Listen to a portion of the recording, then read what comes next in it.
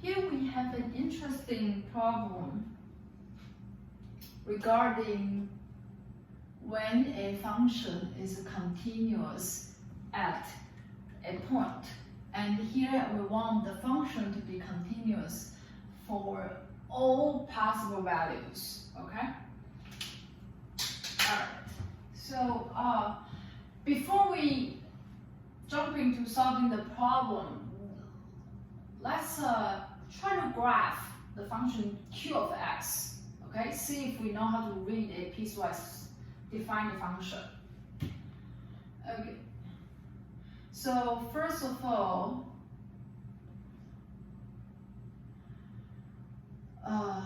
if y equals cosine x, how do we graph cosine x? Cosine 0 is equal to 1, so it goes like this.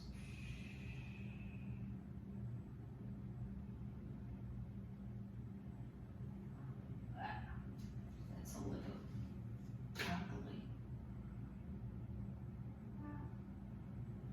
Okay. So it's like this, okay? If you cannot remember the graph of a cosine function, you can use a grapher. You know, to Google search online grapher or Johnny. I'm trying to make this video as generic as possible, not to mention any names. So you can use an online grapher and type in y equals cosine of x. Okay, so you see cosine of x looks like this, and the largest possible outcome is 1. The smallest possible outcome is -1. Okay, so cosine x can never go above 1 and can never go below -1. All right. Okay.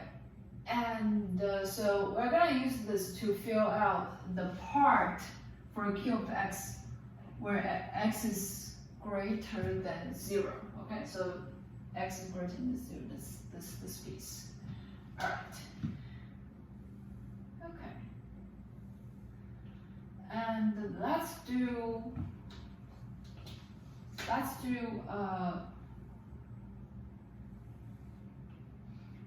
y equals x squared. So this is the case when k equals 0, okay? K is a constant, okay? We don't know which constant it is yet, but it is a constant we're gonna look for, and we know it is a constant, okay? So for now, let's just ignore the k, make it 0. Okay, so y equal to x squared, we know it's like this, it is a parabola. Again, if you're not sure, then you can use a grapher to check. And eventually, these are the so-called elementary functions. So you do need to know what this function looks like, okay? All right, so this is a y equal to x squared. Let me do y equals x squared plus 1. So what does that mean? That means for any input x, okay, I'm gonna lift this graph up by 1 unit. So when x equals 0, y equals 0 in the first case, but for the second case, y would be 0 plus 1.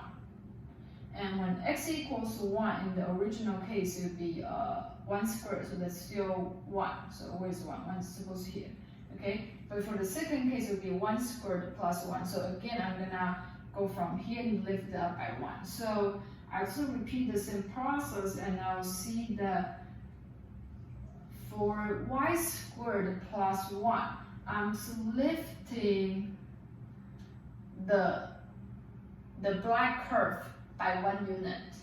All right. So now if I'm doing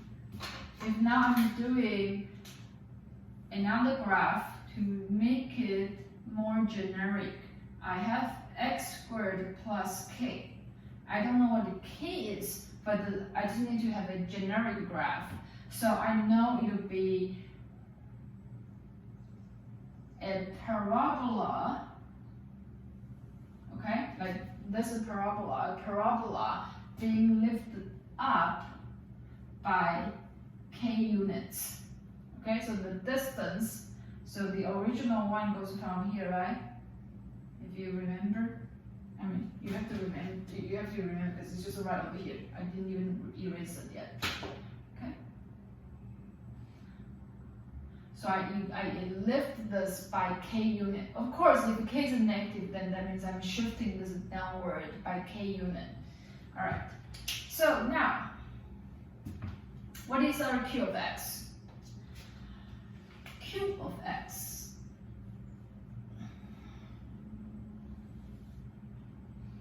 Y equal to q of x. Okay. So now I read the given function. So it says that if x is less than or equal to 0, so including 0, including x equal to 0, okay? Q of x looks like this.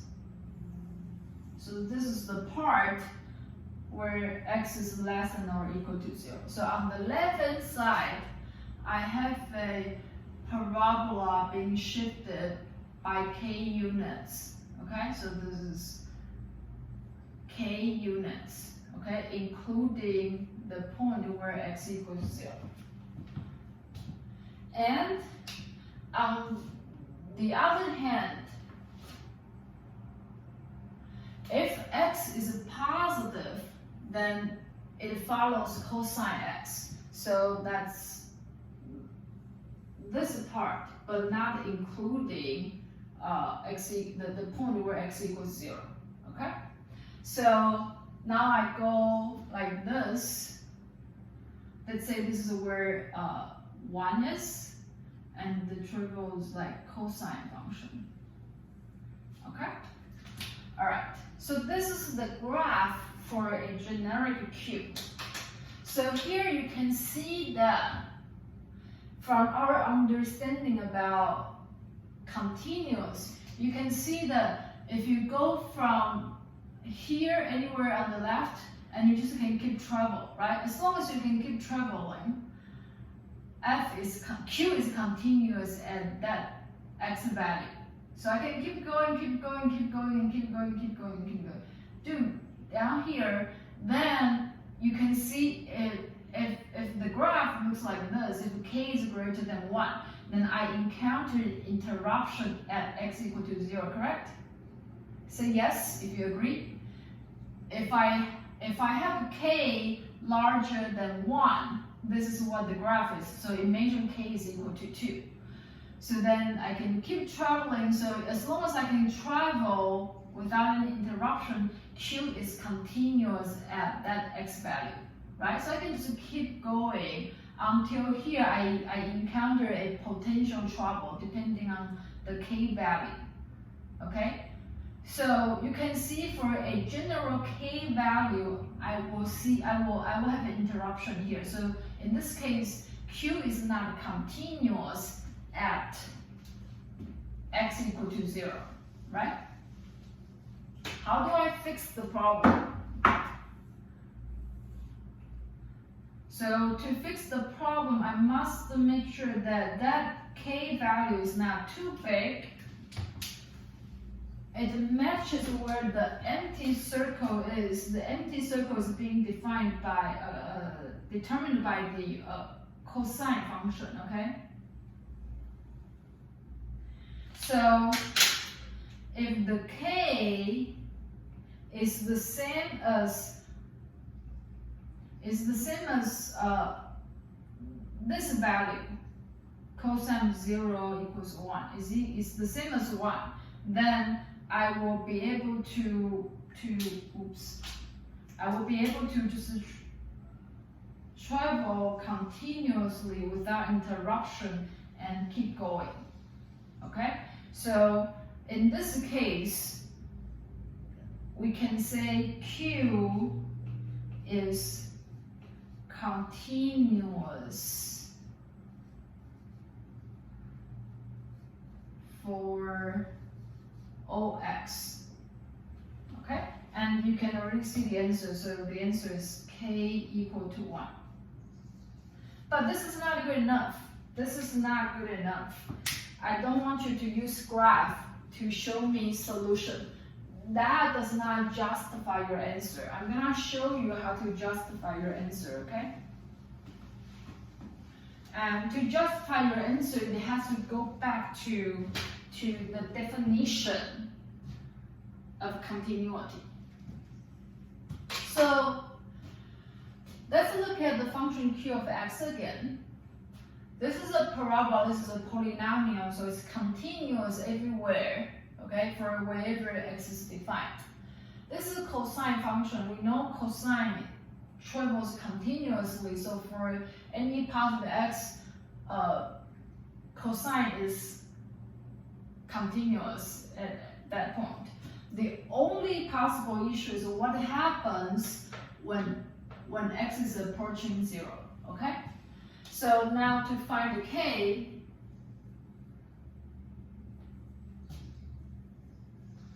i.e.,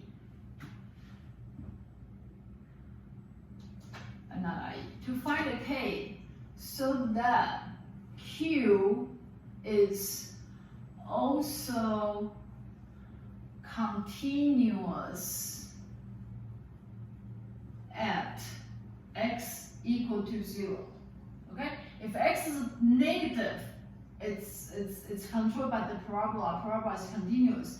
If x is positive, it's controlled by cosine. Cosine is positive. What you don't know is when they are approaching each other. Okay? When x is approaching 0, like what happens when they are like connecting. Okay?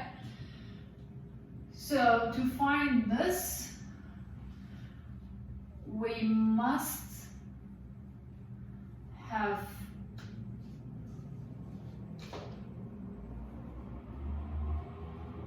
what is that equation for the definition? We must have the limit of q as x approaches 0 equals q of 0, right? The limiting value equals the function value. So now let's do this step by step.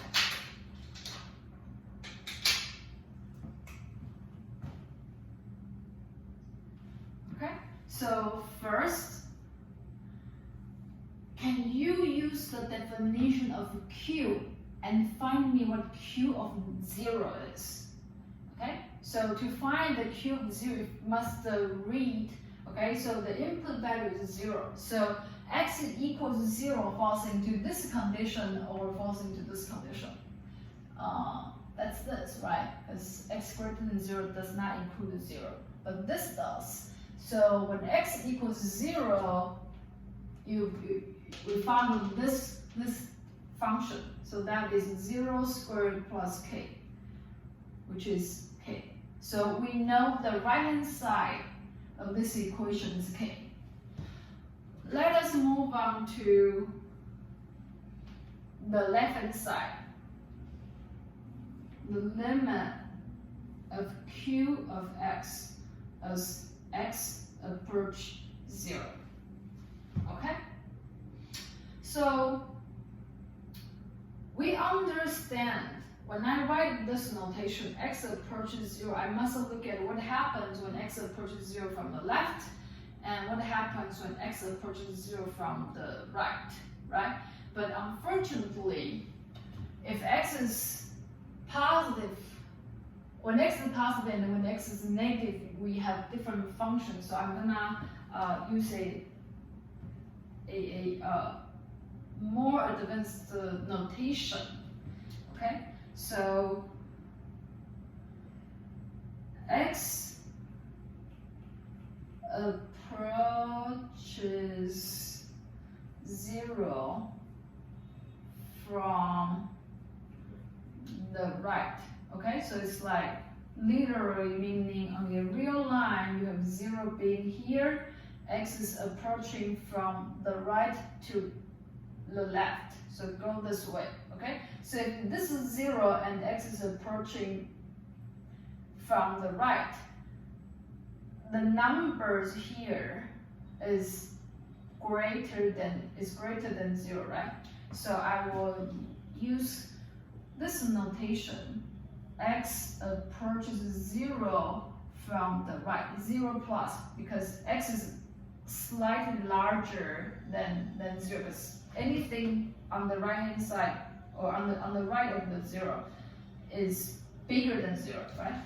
So that is our slightly more advanced notation. So this means I only look at what happens when x approaches 0, from the right, okay? And anything here is larger than this number, all right? Okay. Similarly, I'm gonna say what happens when x approaches 0 from the left, okay? But then you can see if it's from the left, it's gonna be smaller than 0, right? So I will use this notation, limit of q x approaches 0, and this x's are smaller than 0 on the left and on the left, okay? So I do 0 minus. So if I have plus sign, minus sign, it will indicate I now only look at one side. Okay, so you can compare. This is a two-sided limit. This is a one-sided limit. This is a one-sided limit. Okay, and we'll go ahead, compute the limits. All right. So now all these x values, they're on the right of 0, on the right side of 0. So meaning the x is positive. So if x is positive, follows this piece of function, okay? If x is positive, q is defined as cosine function. So write it out. I have cosine function as x, okay? And cosine is a continuous function. It's continuous everywhere, like we drew before. And so we know this, the limiting value would be just the cosine of 0, okay? This is because we know what cosine function looks like, okay? Because it's an elementary function. This is equal to 1. All right, next. If x is approaching 0 from the left, that means the x numbers are negative numbers. They're here, right? So if x is negative, that's this condition. Q is defined as x squared plus k. So I'm gonna write q as x squared plus k. Okay? But we know that x squared plus k is like a parabola. It's also continuous everywhere. So if it's continuous everywhere, then I just, so it's continuous at 0 as well. So therefore, the limit is equal to the function value. That's 0 squared plus k. So this is equal to k as well. All right. I know this is a little, this is a lot of explanations, but I just want to make sure that we understand this very well. All right. So when do we say this limit exists? We say the limit exists if the left-hand side behavior, so approaching from the left, is the left behavior equals the right behavior. Okay, this exists if the left equals the right. So let me just copy the final answer. So if 1 is equal to k, all right? So now the third condition is the limit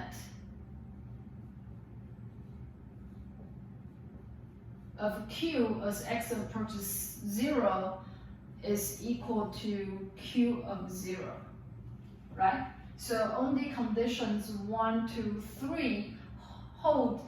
I then can say q is continuous at 0 and therefore q is continuous for all x, okay? So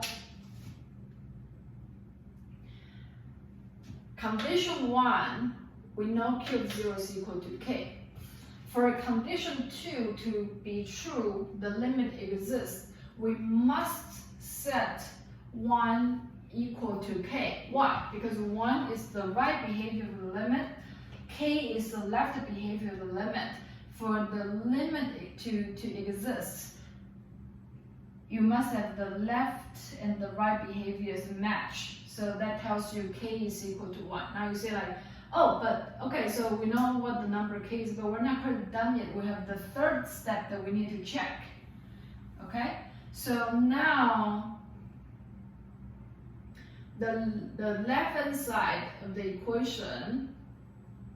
So now if I, let's say from 2, I have to set k equal to 0. So I'll set k equal to 1. So now I set k equal to 1. Now I check condition 3. See what happens. So the left hand side, the limit of q as x approaches 0 is equal to, then, well, the right behavior is equal to 1, and the left behavior is equal to k, and we set k equal to 1, so that is equal to 1 as well. So they meet at 1.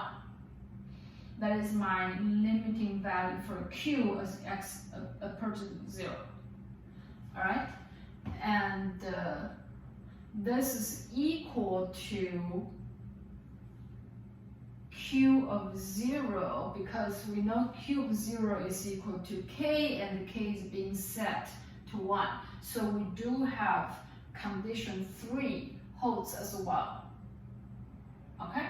So now how do I choose the q value? Sorry, the k value. So the k value is k equal to 1. Alright? This way I fully justified my answer.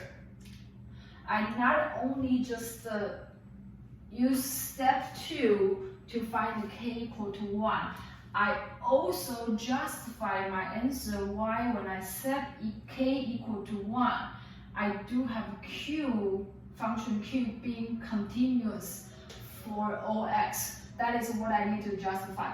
I don't just have to find the k value. I have to justify why this k value will give me a function that is continuous everywhere.